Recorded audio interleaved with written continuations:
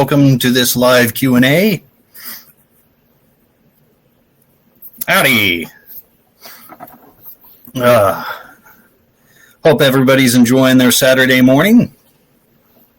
I have been, thus far anyway, enjoying some good books.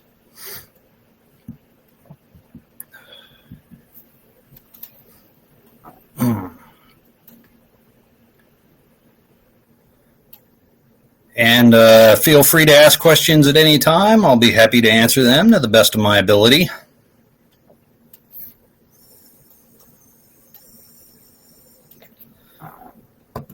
Just finished my coffee, so I'm ready and raring to go.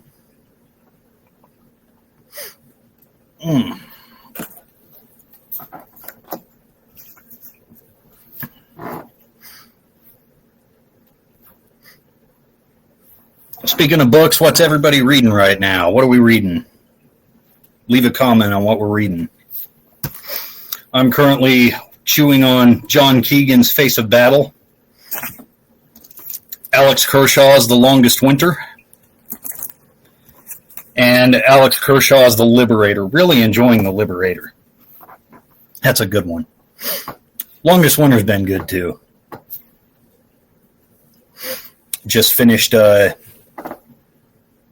Escape from the Deep of his the other day. Read the whole thing in a day. It was great. Great book. Highly recommend him. He's a great author.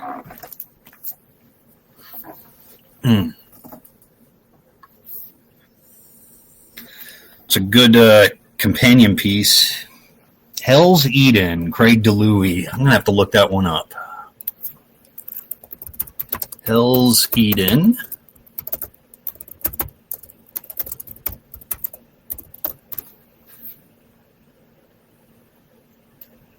Let's see. Guadalcanal. Oh, I bet that's a good one. I bet that's a good one. All I've got right now for the Guadalcanal campaign is Bob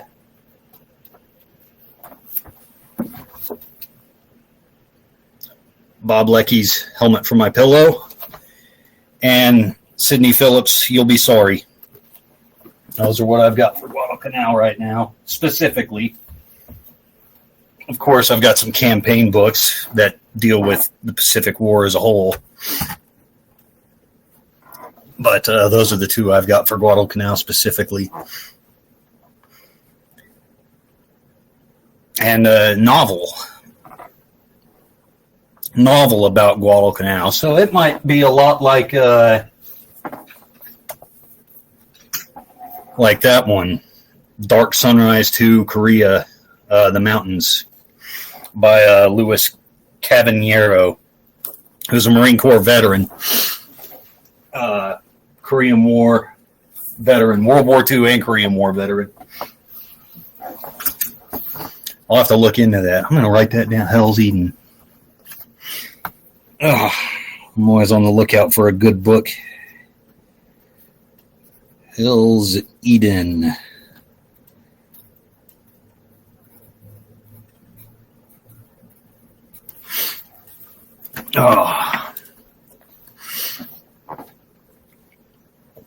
Yes, they are indeed classics. I enjoy them a lot. Few of them are on the Commandant's reading list when I was in the Marine Corps, like R.V. Bergen's Islands of the Damned. Read that one. I didn't read, of course, the two I showed you. Those are associated with the Pacific. Steven Spielberg's The Pacific miniseries, they use those. In particular, E.B. Sledge's With the Old Breed. I didn't read With the Old Breed when I was in the Marine Corps, unfortunately. I only read that recently. But Islands of the Damned I'd heard of and read when I was in the Marine Corps, part of the Commandant's reading list. I enjoy reading a lot, as you can tell just by looking behind me.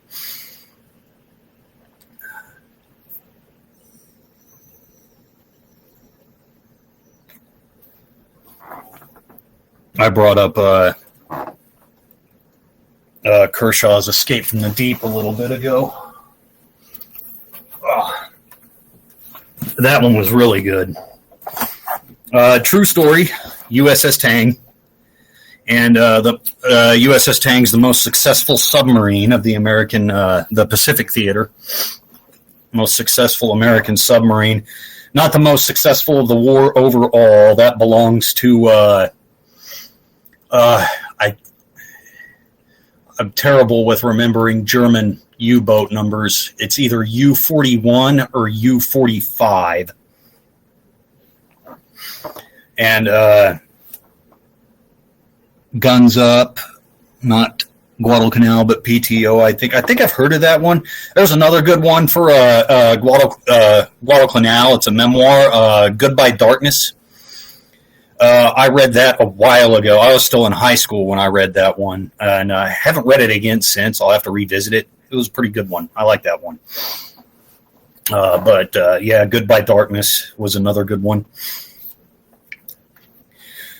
Anyway, the German U-boat, most successful U-boat of World War II, was U-41 or U-45, and the USS Tang, though, however, is America's most successful U-boat, and it was captained by Dick O'Kane, and Medal of Honor winner for his exploits on the Tang. And he was an aggressive skipper, aggressive submarine captain, hyper-aggressive. And he kind of learned his aggressiveness when he was the executive officer aboard the Wahoo, USS Wahoo. And he was the executive officer for Dudley Morton. And over 1,000 tons of shipping, 100,000 tons of shipping sank by the USS Tang, by Dick O'Kane and the USS Tang. Like I said, there were German skippers that had more. Otto Kretschmer, I think Otto Kretschmer. Yeah, Otto Kretschmer was the most successful sub-skipper of World War II with over 300,000 tons of shipping sunk. But as we know, the German unrestricted submarine warfare was a strategic failure, massive failure. They lost 75%, more than 75% of their submarine crews. Total failure to the point that Karl Donitz, the commander of the sub-forces, basically abandoned the Atlantic altogether. And whereas the United States submarines just choked, just strangled the Empire of Japan, completely strangled. And this one, the Mark 18 torpedo, very last torpedo shot in the Tang's arsenal. It was a 5th patrol, and they were scheduled to head back to San Francisco, not return to berth in Pearl Harbor. They were scheduled to head back to, I think, Alameda, San Francisco Bay, for full repairs and just a complete rework of the sub, update, full repairs. Last torpedo in the tube before they were completely empty. Mark 18 torpedo, gyroscope failure, circle runs. And no, the U-boats did not almost win the war for Germany. They sank a lot. The German U-boats have sank. Germans... U-boat Waffe sank more tonnage than any other submarine force in history. That part is true, but us and the British were building ships so fast, specifically the United States, Britain too. Britain's Navy's always been, Britain's always had, they've been a seaborne power for most of their history. Their construction rate was very, very high in both World War I and World War II. Construction rate of merchant shipping especially was very, very high. And but specifically the United States, once we started doing the Liberty ships, and they started building up the Liberty ships, which were prefab. It was like a prefab type process where they where each dockyard just made a section and then kind of assembled the whole thing together in port and sent them out to sea, and just large numbers of shipping. There was no way Germany could keep up with that, submarines or otherwise. Total strategic failure. Even though Germany sank more tonnage than any other submarine force in history, they never got above replacement rate in their exploits, whereas the United States was responsible for more than half of Japan's shipping losses, essentially strangled Japan to death with our U-boat force. That's the difference between those two. Anyway, the Tang's final torpedo, Mark 18 torpedo, gyroscope failure. It circles back, comes out of the tube. It porpoises a little bit. The depth keeping failed on it. The gyroscope failed on it. And then circled around, hits the Tang in the rear. It sinks. And 9 guys survive out of its crew of 87. And really enjoyed this book. It's a good companion for Dick O'Kane's memoir, Clear the Bridge. He writes about all 5 patrols. There's a lot about the final patrol in Japanese interment in there, but not as detailed as Alex gets in that book. And it was great. I read it in 4 hours. It was that good. It was as thrilling as a Tom Clancy novel. It was fantastic. I highly recommend that. It was awesome. One of the best naval history books I've read, along with Castles of Steel. Castles of Steel was fantastic, too.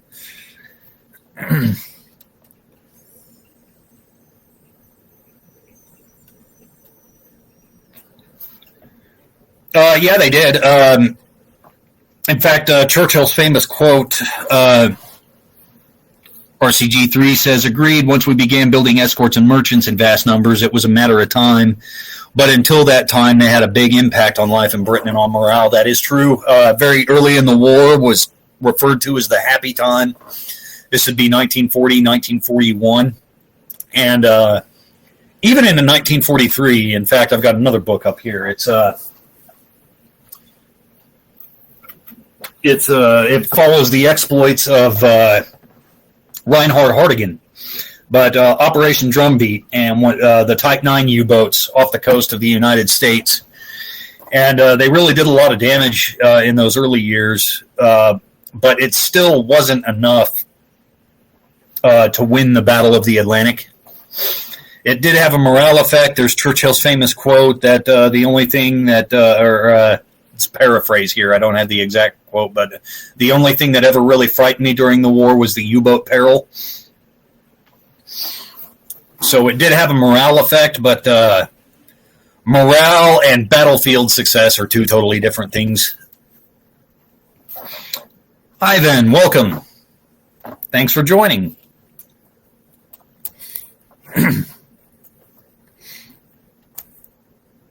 Interesting note about Operation Drumbeat and the Type 9 U-boats were the different. So the United States, we really had 2 types of submarines in World War II. We had the old-style S-boats, and these were forward operating.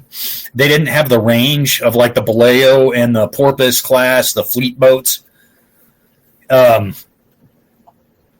They were stationed in places like Australia, the Philippines, before Japan conquered the Philippines, before MacArthur had to flee the Philippines. They would operate out of there.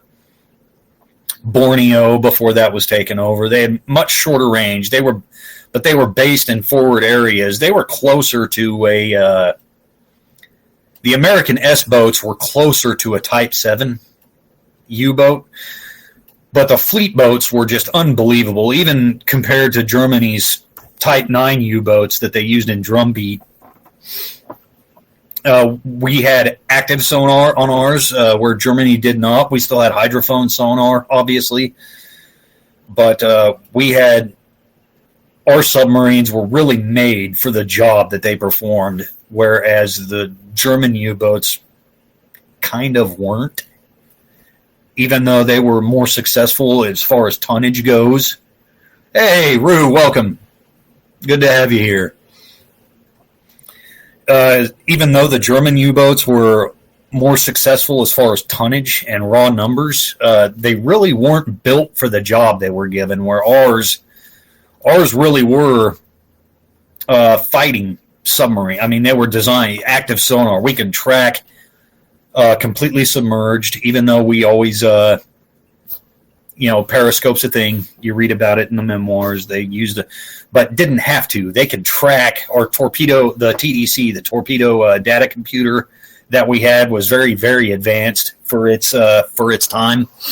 A lot more advanced than whereas the Kriegsmarine was the U-boat Waffe was still using the ISWAs and slide rule methods for calculating torpedo gyros, things like that. And I think a lot of that contributed to the success.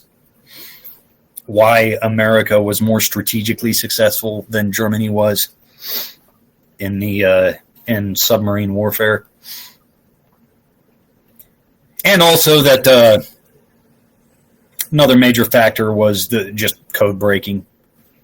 We knew that that Japan was setting their depth charges at 180 feet and wouldn't go deeper than that because they didn't believe our submarines could go deeper than that.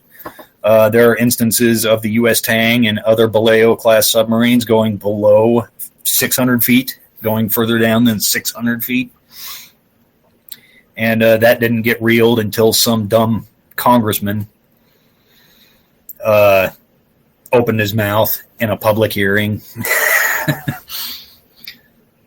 Ghosts of Bungo Sweeto is a good novel about PTO sub-ops. I'll have to check that one out. My favorite fiction novel of Pacific submarine warfare is the old classic Run Silent, Run Deep by Ned Beach. He was a sub-skipper in World War II, and that's a great one, but I'll definitely have to check out Ghosts of Bungo Sweeto. Ghosts of Bungo. I will look that one up. Like I said, always on the lookout for good books.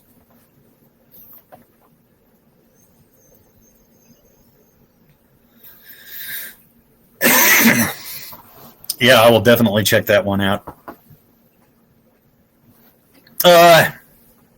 Boring.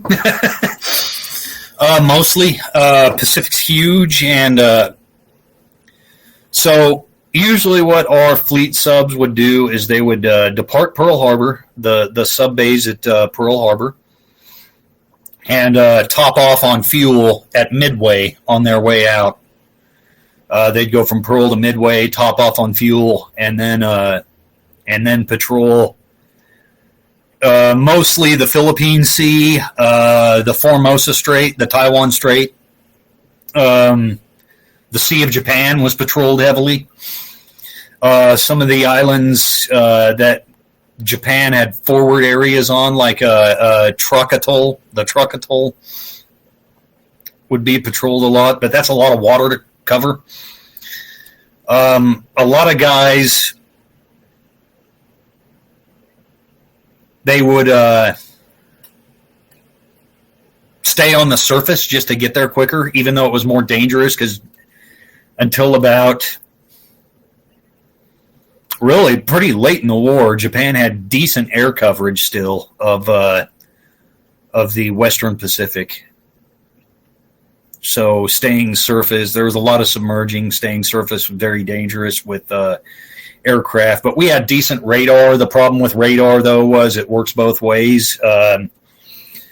Our submarine radars that would pick up aircraft, the SD radars, would also alert aircraft to that same radar signal.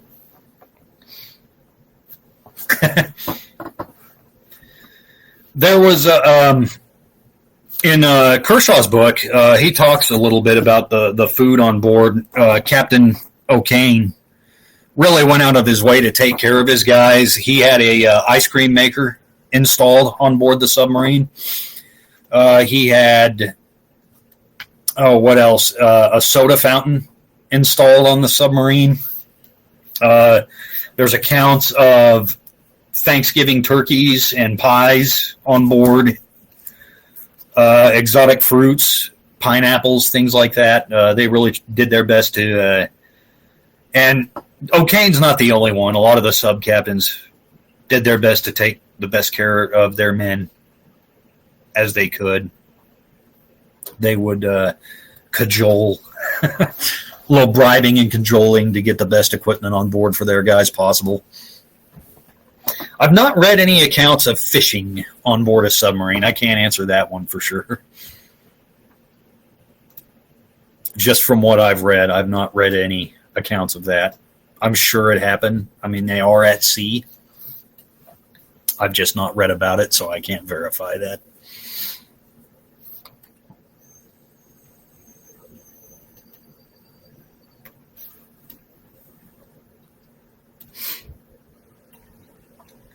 As much as I like submarine warfare and have multiple books about it, though, my favorite is surface warfare.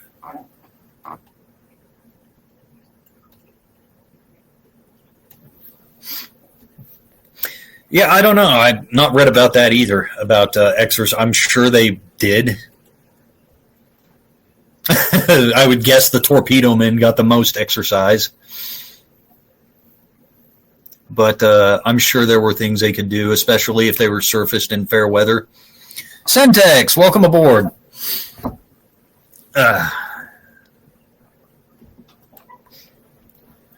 But no, my favorite is surface warfare. I like surface ships, the big battleships, aircraft carriers, things like that. It's fun.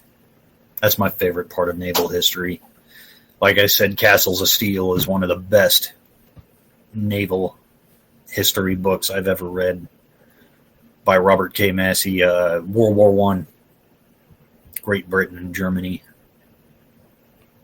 And it's got Battle of Heligoland Bight, Battle of Dogger Bank, all the big battles of World War I. Jutland obviously covered in there. That was my primary source, along with John Keegan's First World War.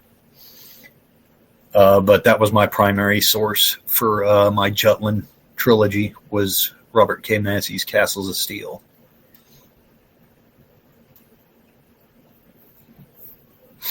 I enjoy good naval history for the fact that it reminds you that there are people on board. They aren't just, you see a ship, you watch movies, and you see battleships duking it out from a distance, and, there's this giant hunk of metal shooting its guns at this other giant hunk of metal. And it's easy to forget that those giant hunks of metal don't work without the hundreds and thousands of men on board operating them. And that shell hitting isn't just hitting that shell isn't just hitting empty armor plating, that there's somebody behind that armor plating. One ship that I could have served on in World War II, USS Johnston. The destroyer USS Johnston. I would have loved to have served under Ernest Evans. Despite the fact that it sank with most hands lost, I don't care. I would have loved to have been on board that ship.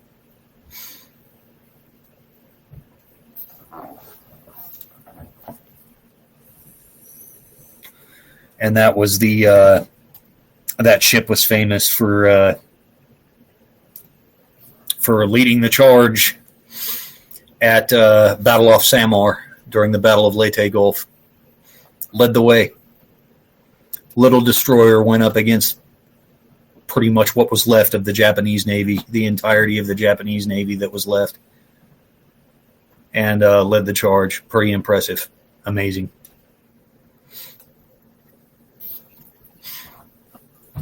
Ernest Evans, upon taking command of the Johnston, told his crew, "This is a fighting ship, and I intend to take it into harm's way." And he was true to his word. Didn't hesitate. That's the one. That's the one I'd serve aboard. David, welcome. Welcome. Enterprise would have been a good one.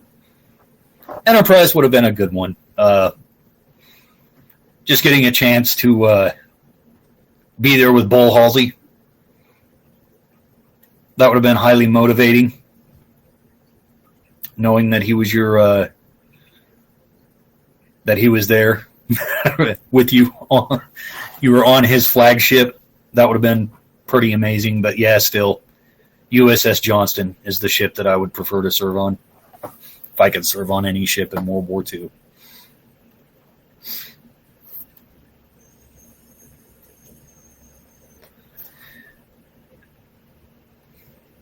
Enterprise would be a very close second, or maybe a third. Enterprise would probably be number 3. USS Samuel B. Johnston would be the other one.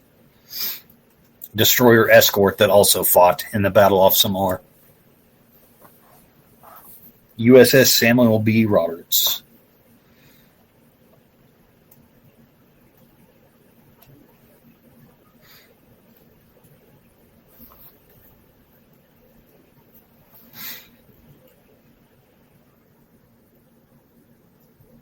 Let's see, what about aircraft? What are some of you guys' favorite aircraft from World War II?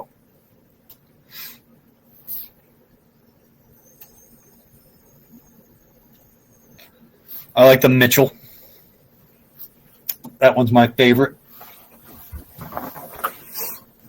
Just for the simple fact that it's famous for the Doolittle raid.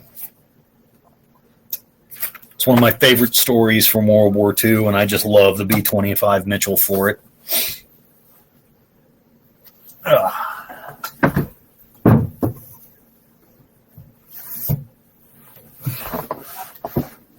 Swordfish, yeah.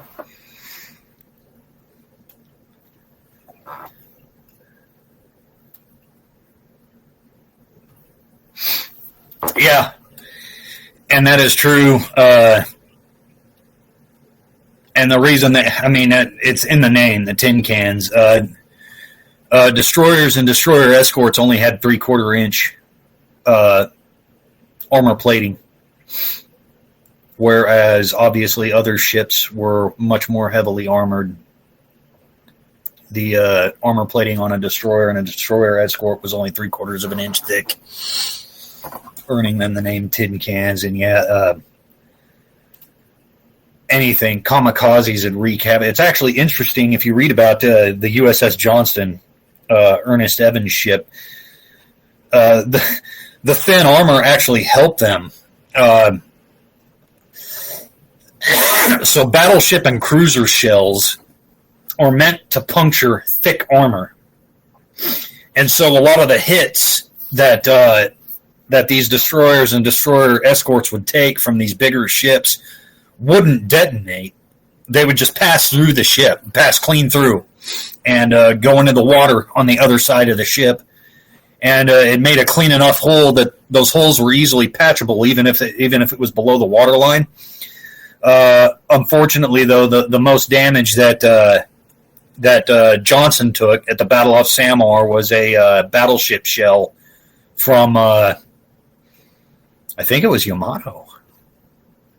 No, couldn't have been. Congo. The Japanese battleship Congo hit it with a big shell, and it hit the carbon steel crankshaft, which was thick and hard enough to cause the battleship shell to detonate, and nearly shredded the ship, wounded Evans. Killed a lot of the engine room crew, killed a lot. It kept fighting. Johnson kept fighting even after that, but it was gravely wounded in that. But yeah, most of the hits that Johnston took passed straight through the armor because the 3/4 inch tin can armor wasn't thick enough to detonate the shells. But yeah, kamikaze strikes, that'd just wreck it. And most the Mark 18, I'm not sure what I haven't read too deep into Japanese torpedoes or German torpedo specifics, but American torpedoes had a 500, I want to say 525 pounds of Torpex in them. And usually that was enough. One torpedo was enough for a destroyer kill. And even for us, like German torpedoes, if they fired on an escort, that tin can armor just buckled.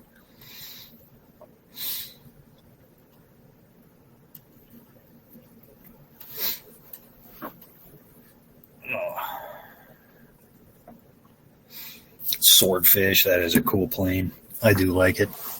I like the Hawker Hurricane too.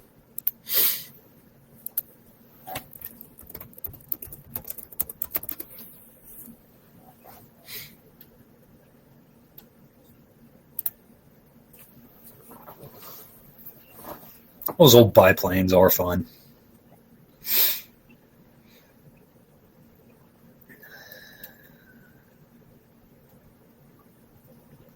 World War I aerial combat I enjoy a lot. Speaking of biplanes, speaking of the Swordfish, the old Sopwith Camels and Spads and Fokker D7s.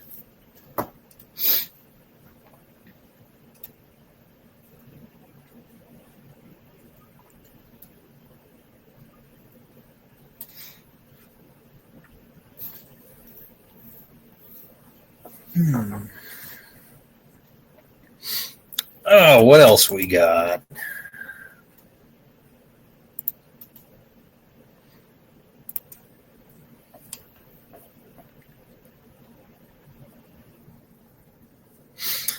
Rue, you said you were working on Dresden. You had made a comment yesterday that you were working on something about the strategic bombing campaign in Europe, specifically Dresden. Let me take a look at the comment here.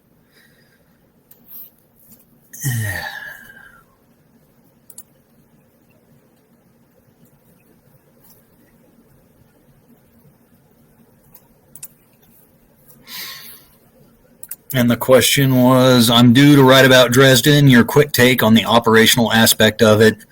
We all know it was just as moral as any other bombing. Yeah,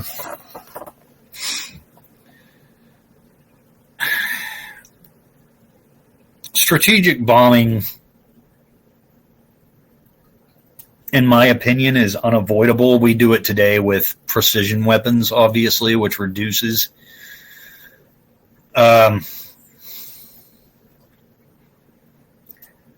I really don't know how much of an effect the strategic bombing campaign, even the strategic bombing survey after the war done by the United States, they said, while it contributed, and this was kind of the point I was making on my recent Iran conflict articles, is I don't know how effective aerial campaigns are really.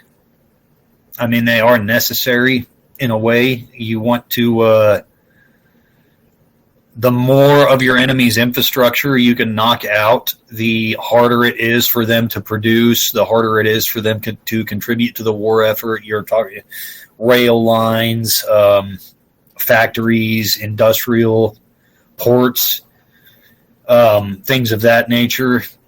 But, I mean, it has some effect. I just don't. I'm torn on strategic bombing campaigns. I really am. Because, like I said, the U.S. Strategic Bombing Survey, they admit as much. They said, well, to paraphrase them, they said, while strategic bombing had an effect, it's only one tool. It contributed, but it wasn't, with the exception of Japan being the rare case, but that was really only because of the atomic bombs. Conventional bombing was only stiffening their resolve. It wasn't 60% of Tokyo had been burnt out, and 60 Japanese cities had been bombed out, and they were still fighting on. Many of them had been bombed before. Many of the Japanese cities had been bombed before Okinawa, and Okinawa was the bloodiest battle of the Pacific Theater. Their resistance was hardening. The closer we squeezed Japan, the harder they were fighting. Really, the air campaign had minimal impact, and even after I brought up the atomic bombs. Even after the atomic bombs, the military hardliners wanted to keep fighting. Even in the face of atomic warfare, they wanted to keep fighting. There was where the emperor had pre-recorded his the Potsdam acceptance speech, the surrender speech, where where on radio he accepted the terms of the Potsdam Conference. Some of the military hardliners tried to find that recording and destroy it. So. Yeah, I mean, yeah, you can jack up their OODA loop. Exactly. Yeah, it can. It causes a lot of trouble. Even Germany was the same way. We were bombing the living hell. Britain and the United States were 24 hours a day bombing the living hell out of Germany, and it took the Soviets in Berlin and the Western Allies on the Elbe River, before they surrendered. Bombing had little effect on their decision to surrender.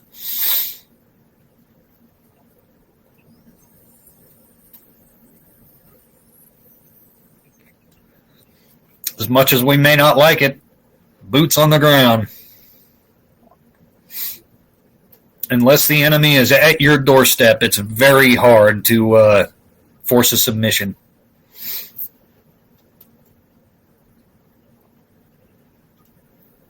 The closest the United States has ever come to forcing a submission was Operation Linebacker 2 in Vietnam.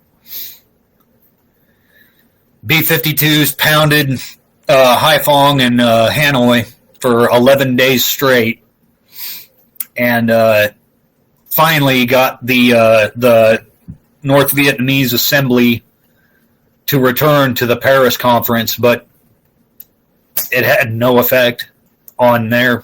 They still yeah, we're not signing that. Why should we? We're winning. You're losing. Public opinion's turned completely against you. You can bomb us to your heart's desire, and no. Yep, mined Haiphong Harbor too. Yep. And it had very little effect, if any.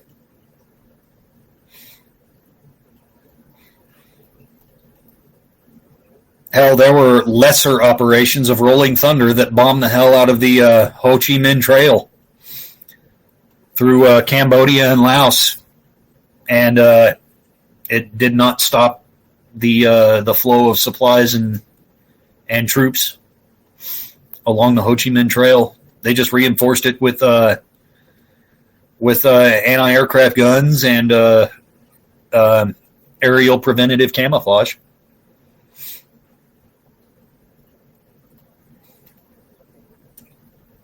So yeah, as much as I like aircraft, I had originally wanted to be a fighter pilot, but when I joined the Marine Corps, I wanted to be with the Marine Corps Air Wing. But 9/11, the September 11th terror attacks changed that for me. I decided I was just going to enlist into the infantry.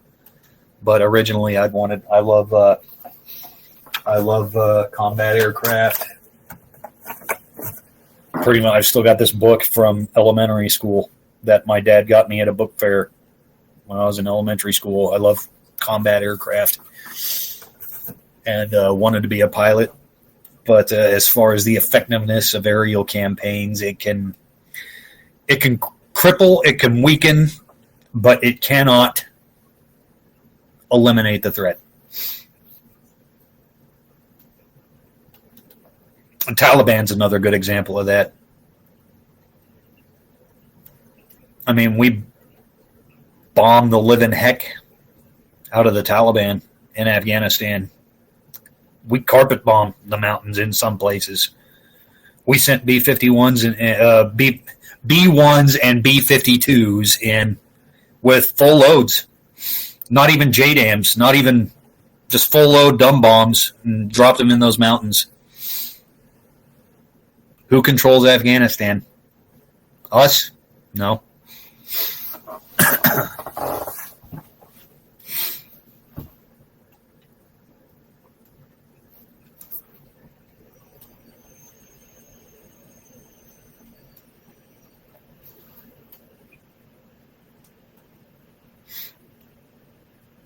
Okay. What other questions we got?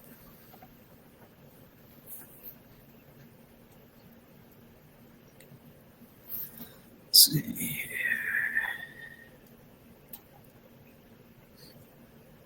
Look through here, see if I missed anything.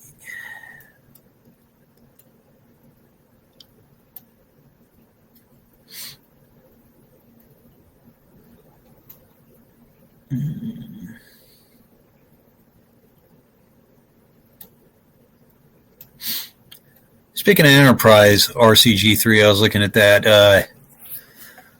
Which was your favorite carrier class, the Yorktown class or the Essex? Any thoughts on how Iran tagged the F-35? Lucky shot. It's no different than, from what I could see in the video, yeah, mine too. Essex, definitely. But any thoughts on how Iran tagged the F-35? Lucky, clear visibility. It wasn't a radar shot. It's not much different than, from what I can see from the video, from just examining the video that's been circulating around of the F-35. From what I can make out, it's not much different. If you all recall from the Gulf War, we had a F-117 stealth fighter get shot down. Same thing, just wrong place, wrong time. I couldn't tell, and from what I've been able to search, I haven't seen exactly what time of day it was. The video was in thermal imaging. So I couldn't tell if it was night or day just based on the video that I saw. It looked like optics were used, and optics make it very difficult to discern if it was night or day. The F-117 that went down in the Gulf War was at night. It was on it was part of a strike package. There was the first strike package that came in, and so anti-aircraft fire was already in the air, and the F-117 pilot just got unlucky and flew through anti-aircraft fire, and I'm not wondering if that's what happened in this situation. Still kind of waiting to see what the DOD or DOW or whatever they call themselves now is going to say about it. We did lose it. I did not know that. I did not know that we lost a 117 in Serbia. I'll have to look that up. I only knew about the Gulf War one. That's an interesting fact. So we've lost two. The only two that I know of.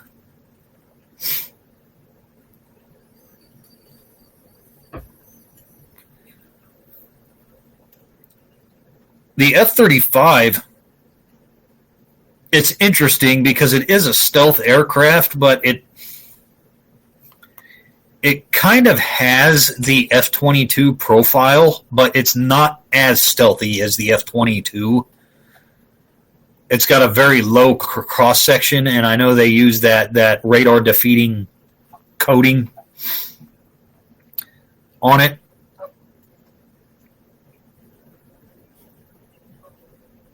But I don't know if it just makes a smaller blip or if it's completely invisible to radar. I bet that's a good movie then, Owen Wilson and Gene Hackman. Two good actors.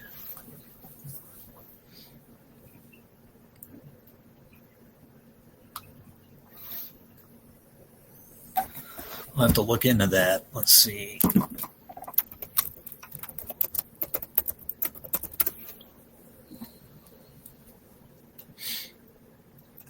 Let's see, Yugoslav Army, 1999 F-117 shoot down.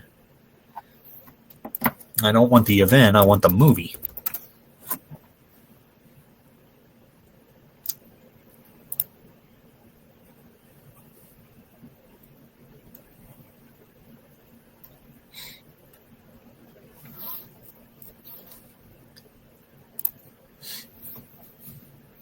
Nice. Yeah, it might be worth a watch.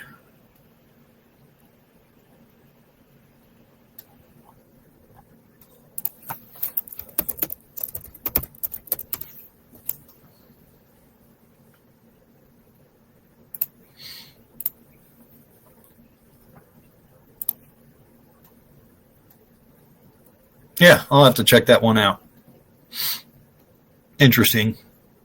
Those are my favorite movies that are based on historical events, movies and TV shows. I love Band of Brothers. I love The Pacific.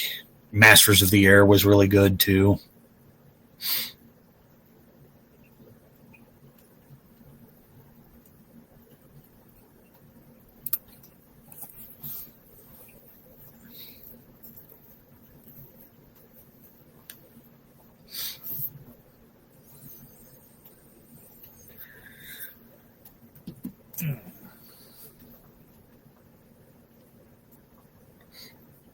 There's a lot of good historical movies out there.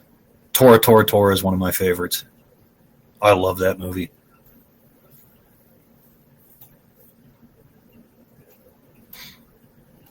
That's what I brought up. One of the Kershaw books I'm reading right now. This one's really good so far. I'm not very far into it yet. I'm reading 3 books at a time. But The Longest Winter that I held up earlier. It reminds me a lot of Band of Brothers. The way it follows one unit in the 99th Division in World War II and at the Battle of the Bulge. They're in the area of, what was it, the Schnee Eifel mountain pass? Is that what it was? But it's kind of written like that. You've got this platoon within this larger division, but much more well sourced than Band of Brothers was. That was one of the big criticisms of Stephen Ambrose Band of Brothers was that it wasn't well sourced. He relied only on interviews and didn't go further than interviews, whereas Alex Kershaw does in this book. They're really good. It's a really good book so far. So is The Liberator. I'm really enjoying that one.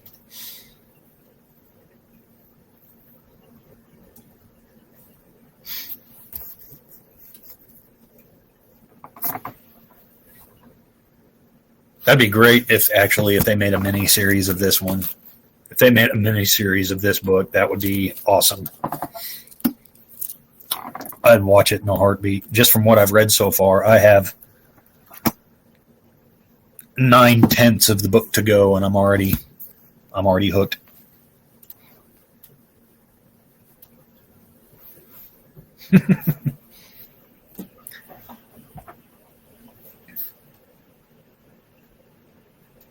Oh, it booted you? Huh. No, I haven't. I'll have to check out Dan Carlin's Hardcore History podcast. I'll have to check that out. I like a good podcast, good history podcast. My favorite is The Unauthorized History of the Pacific War. That one's a really good one. Really interesting one. It's hosted by I'll have to look. I forget their names off the top of my head. But one of the hosts was the curator of the World War II Museum, the National World War II Museum. and his co-host was a sub skipper, modern, like Los Angeles class, I think.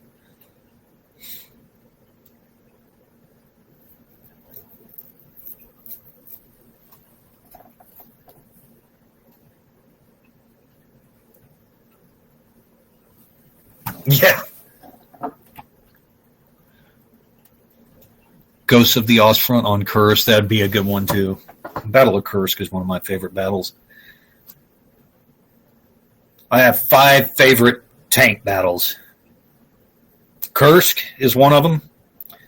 The Fillet Gap, Fillet, however you pronounce it, Filez.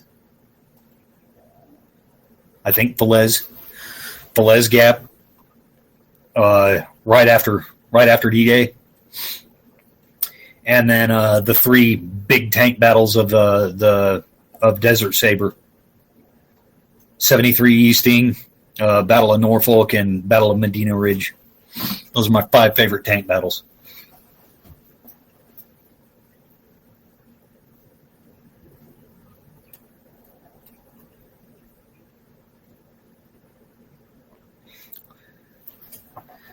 Of ways in both sides of the wire. I'll have to look into those too. Like I said, I like listening to podcasts too.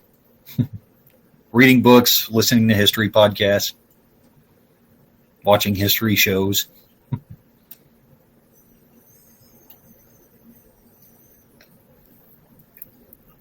Not big on some of the popular stuff though. History Channel's kind of getting disappointing.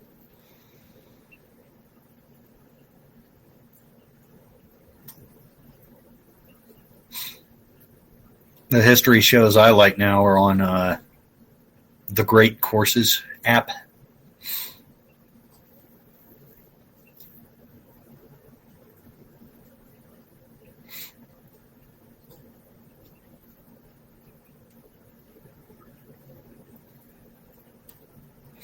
And then, of course, there's the Ken Burns documentaries. Those are always good.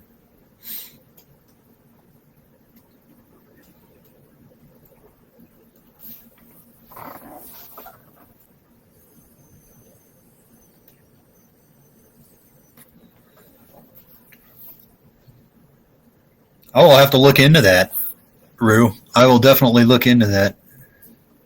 And James Holland is an author, it sounds like. I'll have to look into that. I prefer books to any other media. So anytime I hear of an author, a good author, I'm all over it.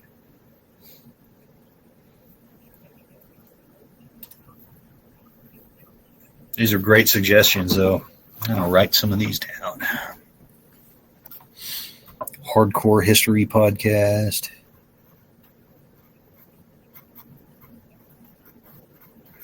And then James Holland.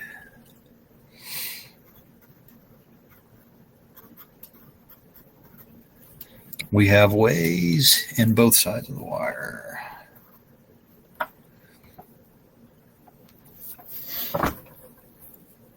Appreciate those suggestions. James Holland 1940. Excellent. He's got a Substack. We like that a lot.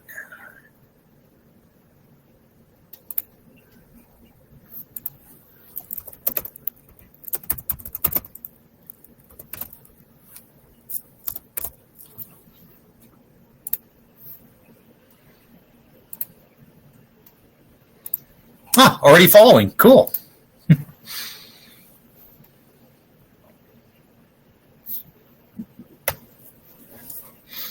Excellent. Excellent, excellent, excellent.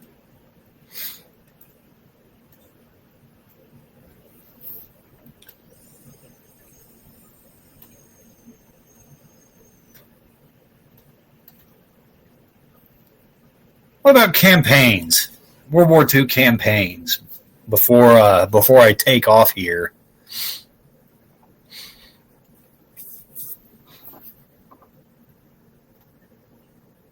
I know Normandy's a big hit, but my personal favorite after writing about it was North Africa. I hated the North Africa campaign forever. And then when I started kind of writing about it, cadence just kind of hit me, and now it's one of my favorites. Yeah, Burma campaign. That's a good one. Keegan covers it a little bit in Second World War, but not too deep into it. That'd be a good one. Definitely needs kind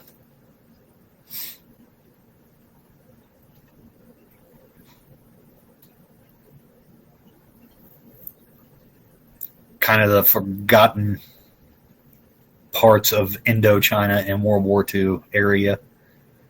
I don't know if Burma's technically considered part of Indochina or not, geographically in that area. But yeah, there's not a lot of... I've not read a lot about it. That'd be a good one to read up on.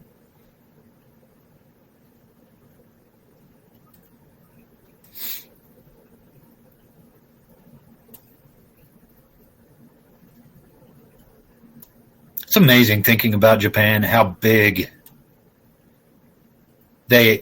greatly they expanded their empire at the start of that.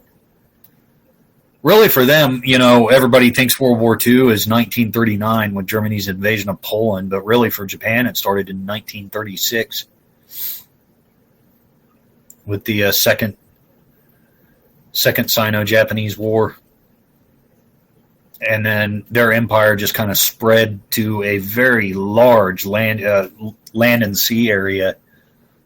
And then just, yeah, it is. And then just how quickly it just collapsed on them.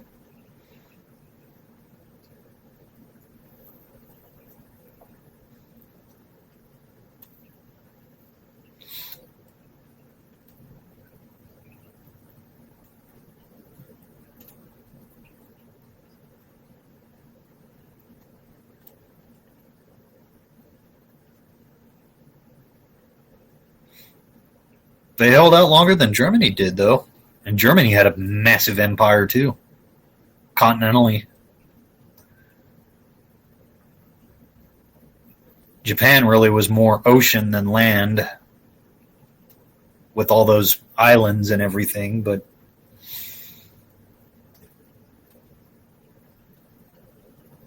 Oh, the Kershaw ones? That's right, you got booted earlier. Yeah, so this was the first one I read, Escape from the Deep. And I read it in 4 hours. It was that good. It's a true story, absolutely 100% true story. The final patrol and the sinking of the USS Tang and the escape from their sunken submarine. The first successful escape from a sunken submarine using a rebreather, the Momsen lung. And they get picked up. Only 9 survivors, including the captain, including Dick O'Kane. They get picked up by a Japanese patrol boat, and they become interred in Yokohama. Camp Ofuna, I think, is what the prison was called. And all of them suffer real bad beriberi, which is a vitamin B deficiency from malnutrition. Starving, basically. Scurvy. Captain Dick O'Kane got scurvy on it. Philip O'Brien's How the War Was Won. No, I have not read it. I've had it. It's in my eBay cart right now. Actually, that one, and hard copies of, along with hard copies of Clausewitz on War. And Jomini's The Art of War. I have the PDF copies of those, or EPUB rather, ebook, e-reader. I have ebooks of those, but I hate digital format. I prefer to have physical books. But yeah, that one's in my eBay cart too. That'll be next. But currently reading The Liberator. It's about the Thunderbirds. 40. Is it the 47th Division? 45th Division. And National Guard unit that fought in World War II from Sicily all the way to all the way to the end of the war, liberated Dachau concentration camp at the end of the war. And but yeah, they were there from the Sicily campaign all the way through. And then, of course, the Longest Winter. Like I was saying earlier, Longest Winter reads, it reminds me very, very much of Band of Brothers, but way better done than Band of Brothers. And I like Band of Brothers. I'm a Band of Brothers fan. Stephen Ambrose, Band of Brothers, one of my favorite books. And Longest Winter is just like it, but 1,000 times better. Really good. Really good.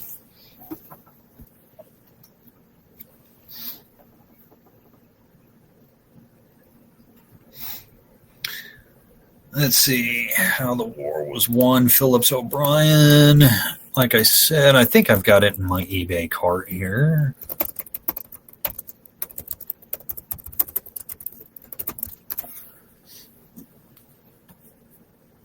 Take a look at what I've got here.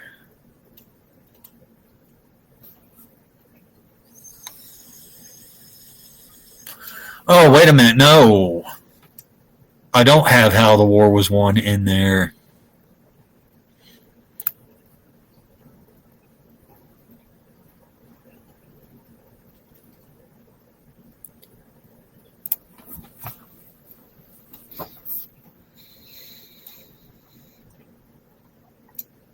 That was a... I'll have to look that one up. I've just got On War and Art of War, Jomini, not Sun Tzu.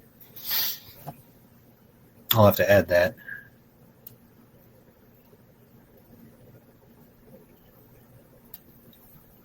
Saul David's Devil Dogs. I've heard of that one. There's another author. He's on the Army side of the Pacific War. Gosh, I forget his name. But I've been looking into his. Oh, gosh. What was his name? Why can't I think of his name? This is why I need to write things down more often, which is why I've been writing down these. Instead of trying to just file it up here.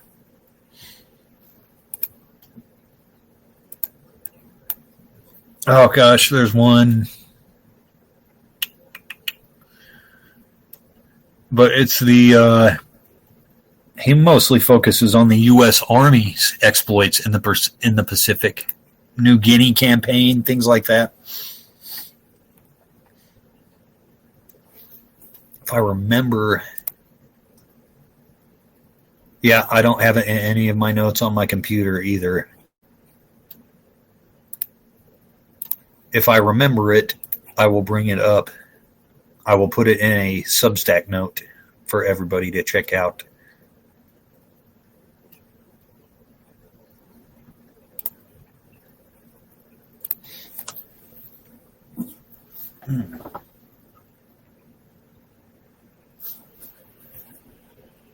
Well, it's almost 11 o'clock here. Got time for one more question, maybe? Before we get off here.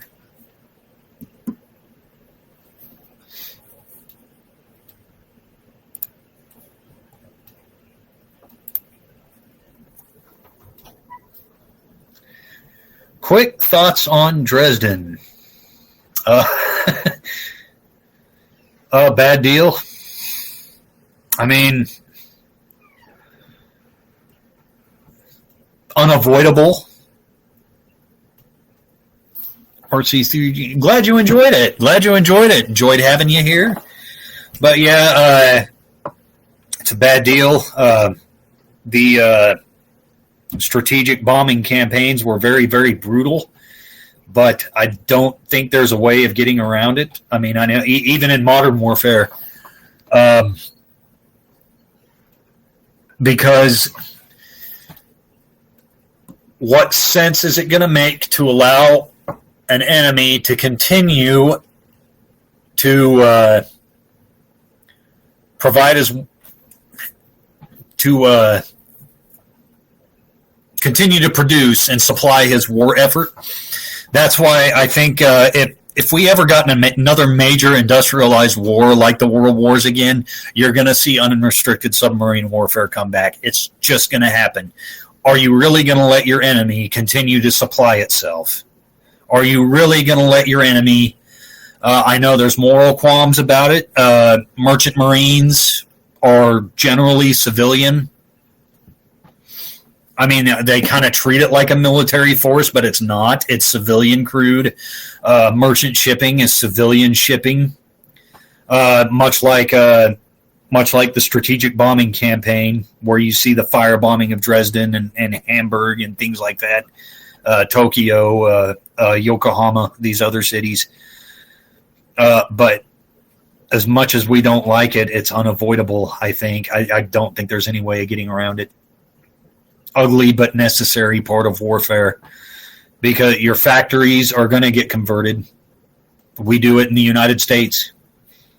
GMC doesn't just make your Sierra pickup truck. They also make your Humvees. They make your MRAPs. They make your tanks. Are you really going to...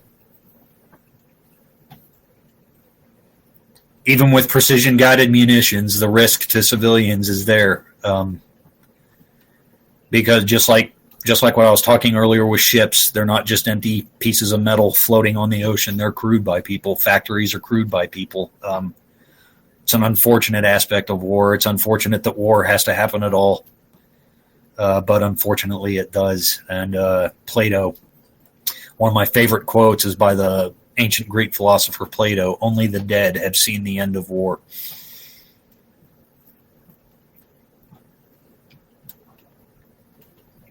Yeah, exactly. That's just infrastructure is always going to be a target. No matter how technologically advanced we get, no matter how you can develop a precision guided bomb or missile that can strike within 99.9% accuracy of the tip of this pencil, and it's still, infrastructure is always going to be a target no matter what. And that's just the sad truth of it. War is an ugly business. Always has been, always will be. I mean, it's no different than... Yeah, take care, Rue. Glad to have you here. But yeah, it's just one of those sad aspects. Even in ancient warfare, there were, poisoning water, using animal carcasses to poison water supplies, things like that. Infrastructure is always going to be a target, unfortunately. Well, I want to thank you all for being here. I hope you enjoyed the stream. That was a fun little hour. Spend an hour with you. We'll be doing this again next week, probably. I plan on making this a weekly thing. Spend my weekends with you guys, and because I enjoy that too. I appreciate you all being here. I appreciate you all supporting the stack, and I hope the rest of you have a great weekend.